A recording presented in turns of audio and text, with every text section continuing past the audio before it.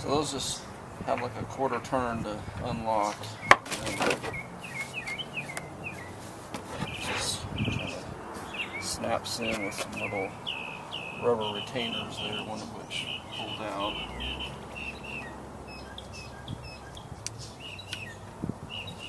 See all sorts of dirt and dead bugs and stuff in here. Back to the spray nozzle. I put about half full with Dawn. That'll fill up with water and dilute.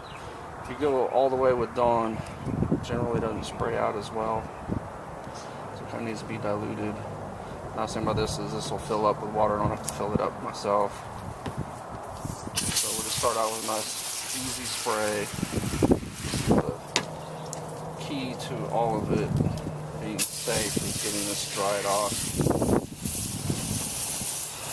So after I wash it down, I'll dry it off with the blow dryer, get all the water out of it.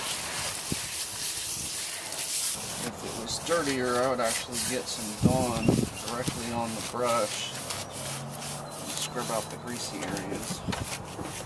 Like I said, for old, many miles is on here, this is pretty clean.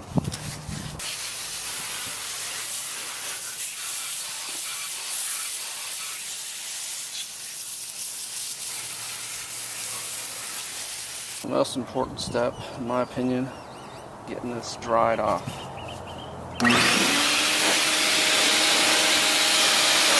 So the nice thing about the blow drying is it gets the water moving down and dries things for the most part. And there may be some water somewhere, and that's where the running the engine until it's hot helps.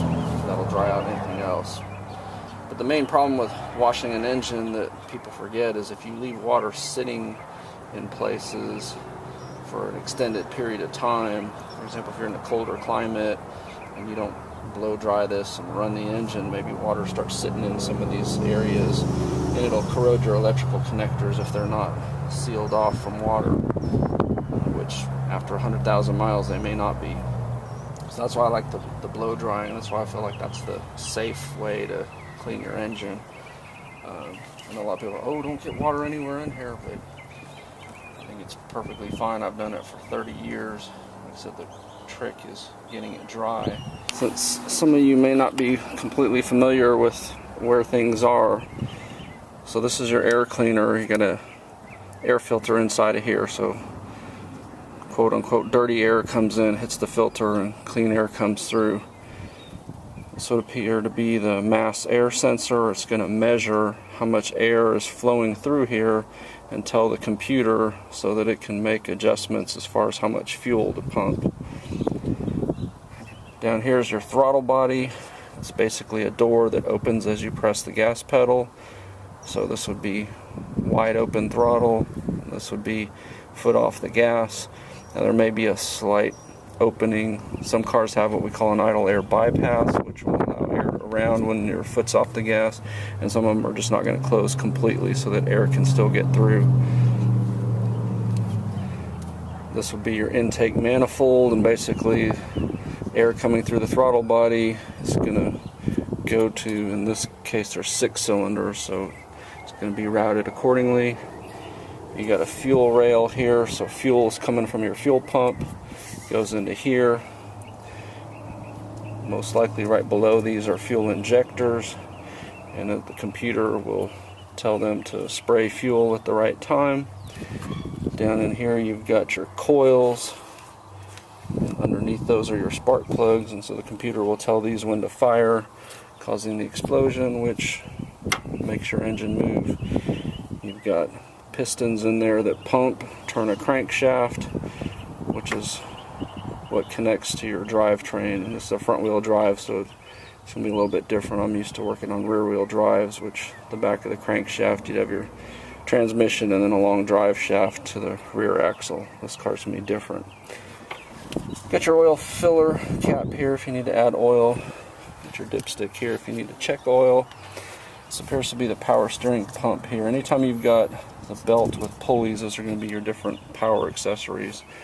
I say this is the steering because it appears that the hose running off of it goes to the power steering fluid reservoir, which appears to be low. So I need to fill that up. Got our windshield washer fluid, some fuses in here. And back over here you got your brake master cylinder, that's where your brake fluid sits. And you need to make sure that never runs out or you'll get air in your system.